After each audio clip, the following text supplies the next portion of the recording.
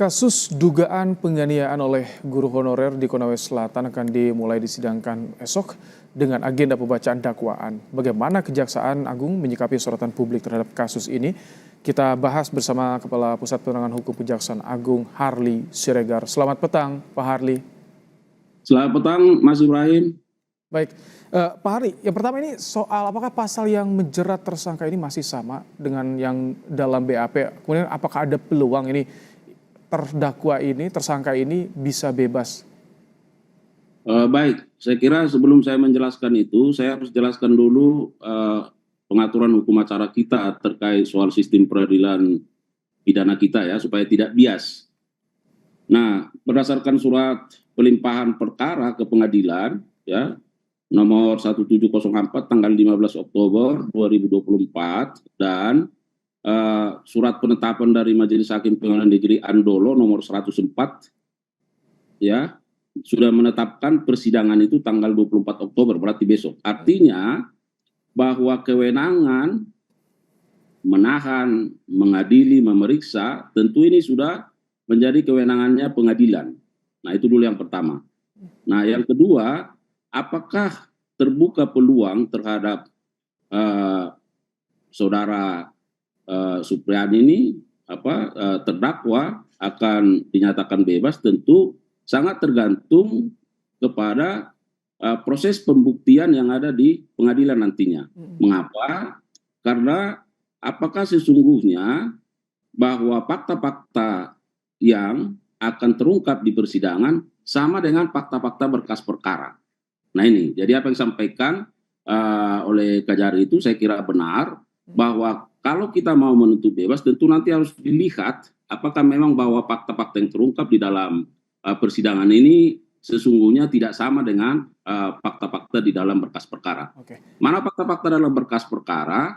Kan di sana disampaikan bahwa misalnya bahwa yang bersangkutan itu melakukan penganiayaan terhadap anak ya. Bahkan juga terdapat visum et repertum yang menjelaskan terkait soal luka-luka yang dialami oleh anak tersebut ya. Nah, termasuk bagaimana laporan sosial yang disusun oleh pekerja sosial tenaga kesejahteraan bahwa terdapat indikasi yang kuat bahwa hal tersebut dilakukan oleh terdakwa. Nah, tetapi inilah nanti yang harus diungkap di dalam proses persidangan. Itu fungsinya persidangan yang terbuka ini.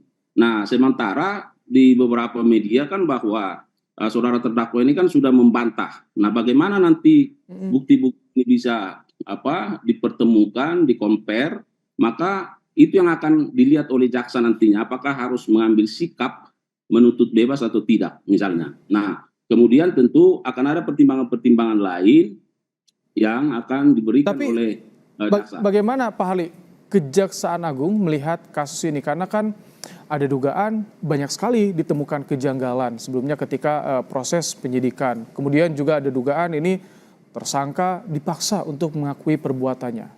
Ketika proses pelayanan berkas kepada kejaksaan itu bagaimana? Apakah diawasi juga, diteliti juga hal-hal yang seperti itu? Nah, yang pertama oleh karena itu kami sangat responsif terhadap perkara ini dan kami sangat prihatin. Oleh karenanya kami secara cepat ya langsung melakukan inisiasi dan meminta supaya saudara terdakwa ini segera ditangguhkan ya. Nah, ini dulu. Nah, jadi supaya dalam kondisi bebas ya, bahwa yang bersangkutan tentu akan memberikan keterangan-keterangan secara lebih bebas. Nah, itu. Nah, inilah bukti bahwa kejaksaan sangat begitu terbuka terhadap hal-hal yang memang apakah ya sesuai dengan apa yang sudah menjadi pendapat umum di masyarakat. Kami sangat responsif terkait itu. Yang kedua, bahwa jajaran Jampidum ya itu langsung langsung melakukan pengawasan dan pengendalian terhadap perkara ini, terhadap setiap perkembangannya, baik yang sudah dilakukan maupun ke depan. Nah, ini akan langsung dikendalikan dari Kejaksaan Agung. Baik, tapi kalau misalkan artinya ketika ada responsif, langsung diturunkan juga ada instruksi dari Jampidum, apakah ini dalam dakwaan esok masih sama dengan apa yang tertera dalam BAP polisi?